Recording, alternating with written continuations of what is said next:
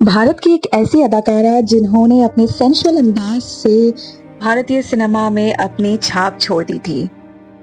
हम बात कर रहे हैं सिल्क स्मिता की, जिन्होंने 450 से भी ज्यादा मूवीज में काम किया था।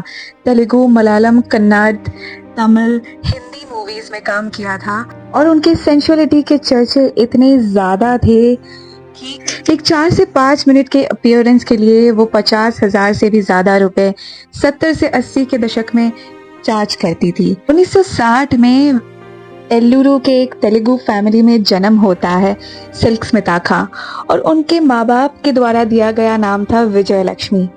तो विजय का जन्म एक गरीब परिवार में होता है, जिसकी वजह से चौथी कक्षा तक ही पढ़ पाती है। उसके बाद 14 साल की उम्र में उनके माता पिता शादी करवा देते हैं अपने ही जैसे और एक गरीब फैमिली में। शादी के बाद ही उनके पति उनके साथ दुर्व्यवहार करने लग जाते हैं। विजया लक्ष्मी कहाँ रुकने वाली थी और सहने वाली थी ये जिंदगी। उन्होंने एक दिन सब कुछ छोड़ छाड़ के चेन्नई जाने का निर्णय लिया, जो तब के जमाने में मद्रास कहा जाता था। मद्रास तब दक्षिण भारतीय फिल्म उद्योग का केंद्र हुआ करता था। वहां पे एक आंटी के पास रहती थी और उनका पहला काम एज ए टचअप आर्टिस्ट था। ग्रेजुअली वो कुछ मूवीज में तो काम करने लगी साइड रोल्स में, पर उनकी पॉपुलैरिटी बढ़ी नहीं। फिर उनकी लाइफ का टर्निंग पॉइंट तब आता है जब एवीपी स्टूडियो के पास चेन्नई में एक आटे के मिल में वो एक दिन काम के सिलसिले में जाती है और वहीं से गुजर रहे थे वीनू चक्रवर्ती, क्रिटिकली अक्लेम्ड डायरेक्टर तब के जमाने के। उनकी नजर विजया लक्ष्मी पे पड़ती है। तुरंत ही वीनू विजय को अपने अंडर ले लेते हैं और अरेंज करवाते हैं डांसिंग, सिंगिंग, एक्टिंग, यहाँ तक एटिकेट्स के क्लासेस की। और उनका फर्स्ट ब्रेक भी वीनू चक्रवर्ती ही देते हैं। स्मिता की एक्टिंग करियर की शुरुआत होती है इनई तेरी नाम की मूवी से, जिसके डायरेक्टर थे एंटनी ईस्टमैन। 1981 में रिलीज हुई मूवी को बहुत पॉजिटिव रिस्पांस मिला, पर अभी भी विजय लक्ष्मी खुश नहीं थी। उन्होंने अपना नाम तो स्मिता रख लिया था, पर उसमें सिल्क ऐड होना बाकी था। खुश इसलिए भी नहीं थी क्योंकि उनकी एक्टिंग बड़े बड़े एक्टर्स के शेडो में था। फिर आती है उनकी लाइफ चेंजिंग मूवी वंदे चक्रम, जो सिर्फ क्रिटिकली अक्लेम्ड ही नहीं था, पर जिस मूवी के बाद से उनके नाम के आगे सिल्क भी जुड़ गया और वो एज ए सिल्क स्मिता जानी जाने लगी पूरे भारतवर्ष में। फिर जो हुआ वो उनके लाइफ का बहुत ही बड़ा टर्निंग पॉइंट था। फिल्मों में बोल्ड एक्टिंग और इंटीमेट सीन्स के लिए सिल्क ने पूरे भारतवर्ष में हंगामा मचा के रखा था, पर रजनीकांत के ऑपोजिट जब उन्होंने मुंदी मुर्गुम नाम की मूवी की, तब वो एज ए सेक्स सिंबल पूरे इंडिया में जानी जाने लगी। यहाँ तक उसके बाद से जो हुआ वो एक अजूबे से कम नहीं था। हर एक डायरेक्टर, प्रोड्यूसर उनका प्रेजेंस चाहते थे अपनी मूवीज में, चाहे वो सिर्फ 4-5 मिनट के लिए क्यों ना हो। सिर्फ उनका एक आइटम सॉन्ग एक मूवी को हिट कराने के लिए काफी था। यहाँ तक थिएटर उनके नाम से खचाखच भर जाते थे।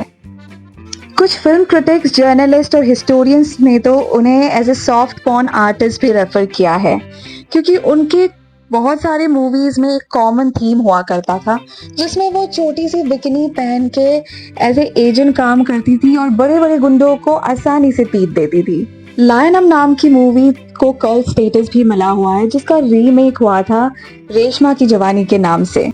यूं तो सिल्क के काफी सारे रिलेशनशिप्स रहे हैं, पर जो कंट्रोवर्शियल रिलेशनशिप्स में एक था और जिसका शायद कोई एक्सेप्टेंस भी उसको नहीं मिला, वो हुआ था तलाइवा रजनीकांत के साथ। इतनी उड़ती खबर फैली थी कि उन दोनों का रिलेशनशिप है, तो ये बात कभी किसी ने एक्सेप्ट तो नहीं की दोनों में से।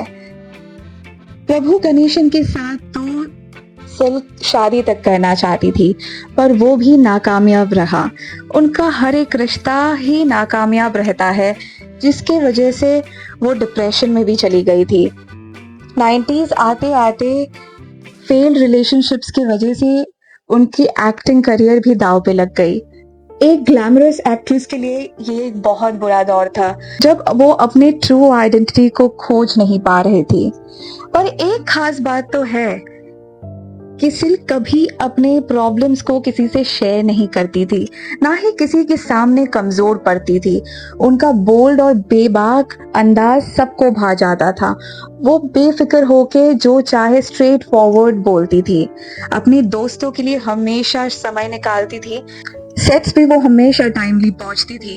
यहाँ तक उन्होंने इंग्लिश सीखने के लिए भी कोई कसर नहीं छोड़ी। सैडली 23 सितंबर 1996 में सिल्क की मौत हो जाती है। वो खुदकुशी कर लेती है अपने ही चेन्नई के अपार्टमेंट में। दो पुलिस पोस्टमार्टम के बाद ये भी बताती है कि बहुत ज्यादा अल्कोहल इंटेक की वजह से भी उनकी डेथ हुई है। और उनके मृत्यु के अराउंड बहुत सारी कंट्रोवर्सीज भी है जो शायद अभी तक शांत नहीं हुई है। आगे बढ़ते हैं और जानते हैं कि सिल्क स्मिता की लाइफ से इंस्पायर्ड कितनी सारी मूवीज अब तक बन चुकी है। वैसे सिल्क के नाम से इंस्पायर्ड मूवी है Vidya Balan starrer dirty picture, जो सुपर हिट रही है। 2013 में डर्टी पिक्चर सिल्क सख्त हॉट बनती है वीना मलिक को लेके, जो सिल्क की भूमिका निभाती है। 2013 में ही मलयालम फिल्म भी रिलीज होती है जिसका नाम था क्लाइमैक्स, और उसमें सना खान भूमिका निभाती है सिल्क स्मिता की। सारी मूवीज उनके नाम से बहुत ज्यादा हिट रहती है। एक चीज तो है दोस्तों, 70 के दशक में एक लड़की अपने जबरदस्ती के शादी से निकलकर, अपनी जिल्लत भरी जिंदगी से निकलकर इतनी दूर अकेले आती है और अपनी लाइफ को हजारों लड़कियों के लिए इंस्पिरेशनल बनाती है। इनकी लाइफ से हमें ये तो सीख मिलती है कि एम्बिशियस होना गलत बात नहीं है और जिल्लत भरी शादी से निकलना भी गलत बात नहीं है। भारतीय सोसाइटी में अभी भी बहुत लोग माता पिता या रिलेटिव्स के बारे में सोच सोच के उसी शादी के बंधन में अपनी लाइफ गुजार देते हैं, और ये बिल्कुल भी सही नहीं है। हम सिल्क स्मिता के लाइफ से और कुछ नहीं, ये तो लाइफ लेसन जरूर ले सकते हैं कि एक लड़की चाहे तो क्या नहीं कर सकती। गरीब घर की लड़की अपने आप को उस समय जब इंटरनेट नहीं था, कम्युनिकेशन इतना स्लो था, अपने आप को इतना ऊंचा और इतना बड़ा कर देती है कि उसका नाम अभी तक पूरे भारतवर्ष में फेमस है। अगर आपको आज का वीडियो अच्छा लगा हो तो अपने दोस्तों के साथ शेयर कीजिए, लाइक कीजिए, सब्सक्राइब कीजिए। Thank you so much.